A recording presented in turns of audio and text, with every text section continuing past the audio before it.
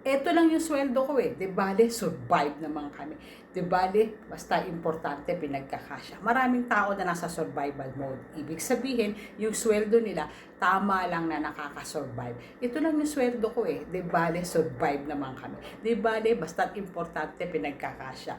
Yes, naiintindihan ko yan. Tama yan. Buti na pagkakasya. Pero, dapat mo pa rin iniisip na hindi lang pwedeng kasya lang. Dapat talaga meron kang set aside. Number one, emergency fund. Pag wala kang emergency fund, delikado yan.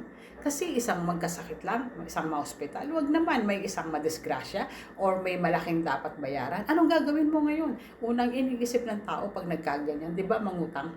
Guguluhin mo pa yung emergency ng ibang tao na nagtabi. Samantalang ikaw, yung family mo, hindi kayo natutong magtabi. Number two, bukod sa emergency fund, meron pa rin dapat na savings na dapat na ngayon pa lang natututo ka ng mag-invest or mag-side hustle or mag-business. Whichever way.